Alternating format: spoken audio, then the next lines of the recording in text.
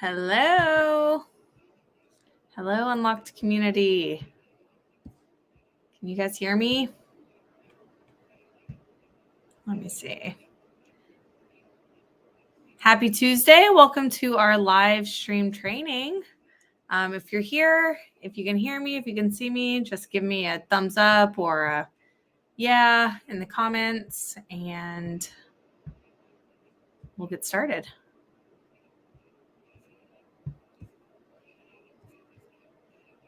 All right. Looks like we have some folks hopping on.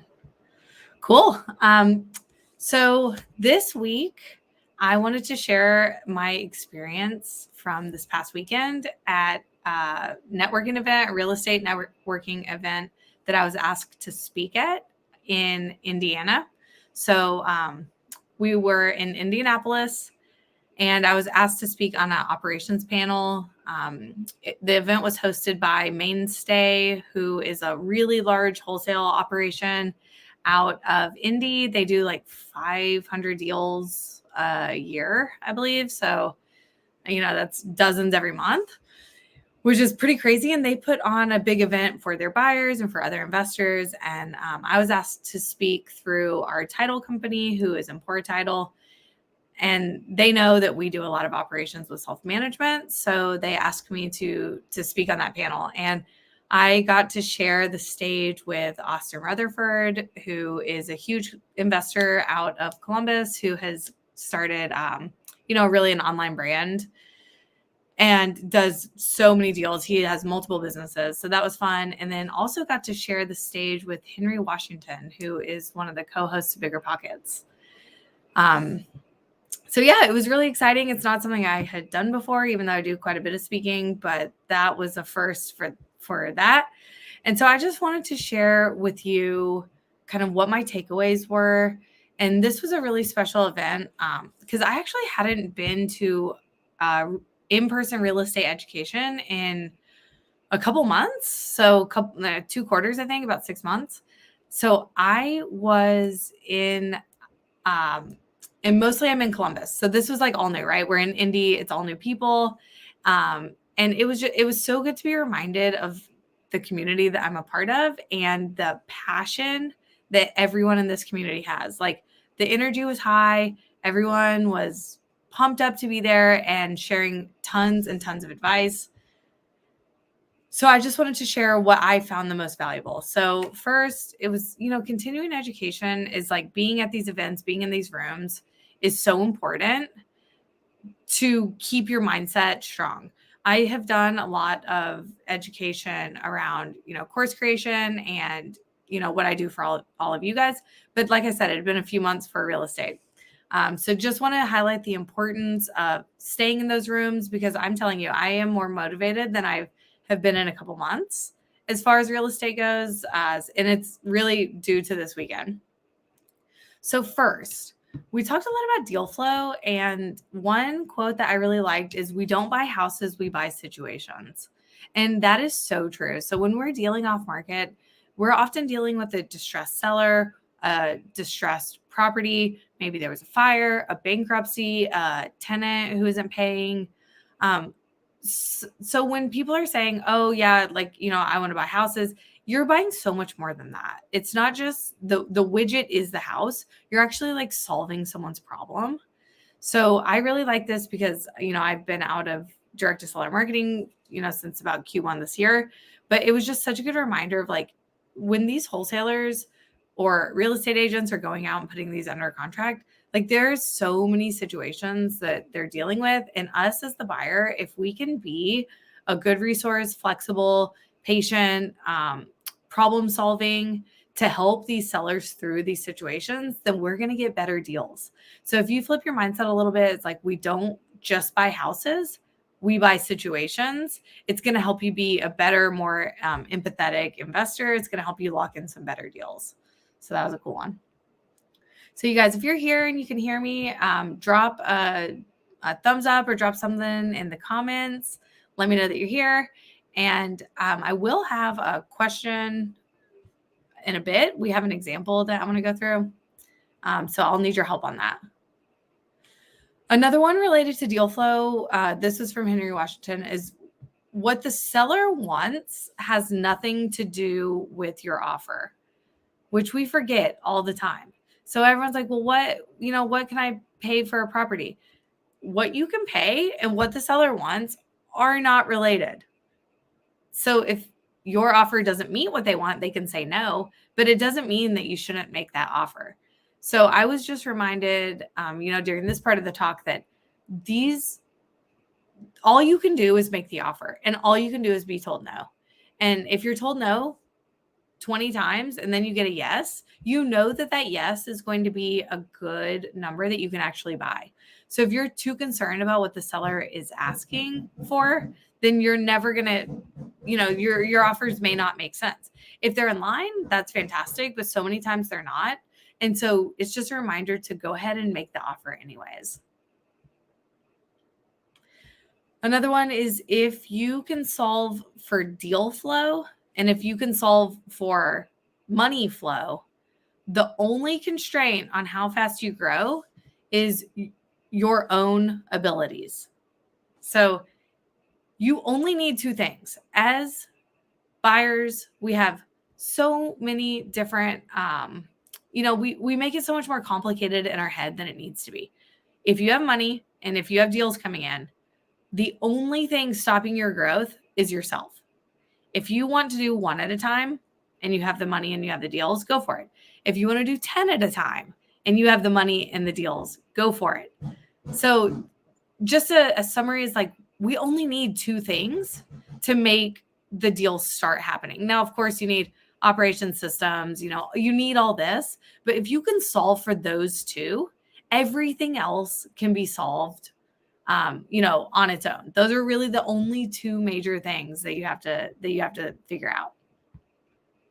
I like that one. When people are fearful, be greedy. And when people are greedy, be fearful. So this one, I believe is, oh gosh, I forget who says it, but it's a pretty common quote. And we actually had multiple speakers on the stage bring this quote up. And it's exactly what's happening right now. So everyone on the investor side is saying, oh, rates are so high, competition, there's no deals, prices are too high. And it's making people fearful. And I get asked all the time, are you still buying? Are you still buying? And the answer is heck yes, absolutely. I am still buying. And the reason is, over the holidays, I've said this before, over the holidays, buyers' activity decreases, and anyone selling during the holidays is motivated. No one wants to move on Christmas. No one wants to move on Thanksgiving. So the deals are there. And so if the deals are there and everyone else is being fearful, I'm going to be greedy.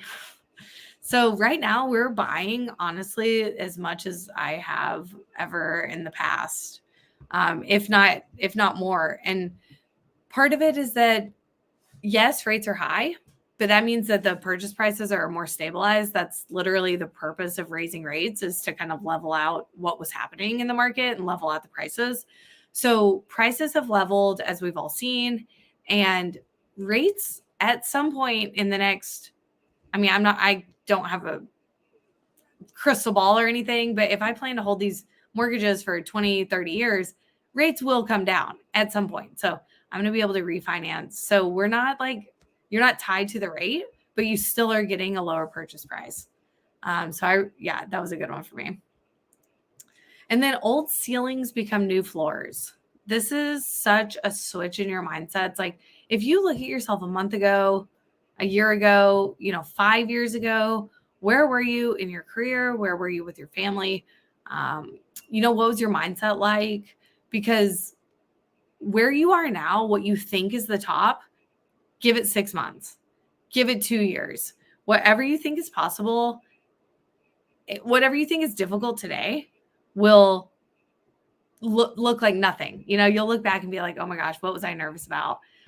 So if you apply that to kind of, if you're maybe buying your first property or you're hiring your first team member or something like that, and it feels so nervous, just think back to where you were a couple years ago and what seemed daunting, and then apply that same concept forward.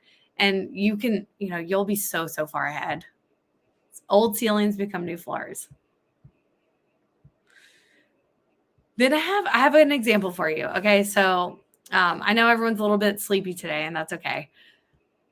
Would you rather have $3 million today or one penny that doubles every day for a month? So if you're alive out there, answer in the chat. Would you rather have $3 million today or one penny that doubles every day for a month?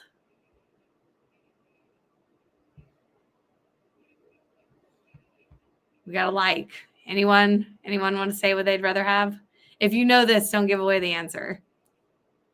This was an example that Austin Rutherford did that was pretty telling about the power of real estate and the power of compound interest. So would you rather have $3 million today or one penny that doubles every day for a month? So day one, you either get $3 million or you get one penny. Okay. So if you take the penny, day 5, you have 16 cents. Day 10, you have $5.12. And you're probably like, oh my God, 10 days in and I have $5. Like, what the heck? I made a huge mistake. Okay. Day 18, you finally pass $1,000. You're at $1,300 on day 18. And you're like, oh my God, this month is coming up. I should have taken the $3 million. I'm out of my mind. And then it starts getting a little crazy. So day 21, you pass $10,000. Day 27, you're under $1 million still. Okay. Day 28, you pass $1 million. You're at $1,342,000 on day 28. In the span of 3 days, you go from 1.3 million to $5.4 million. $5,368,000 in 1 month. So if you took the money up front, you have 3 million. If you took the money that's compounding, then you have 5.4 million. So of course, real estate doesn't double every day. That would be insane. But this just shows the power of compounding. And it's just like a really impactful example of why we buy real estate and like what the power of investing really, really can be. So we did this example together and people were like, shouting, and I'll take this. I'll take this. I'll take this. It was just really fun to see like how it's slow. And then the huge impact there at the end. So think about that next time you're buying a deal that you're thinking about holding for a long time. I love that one.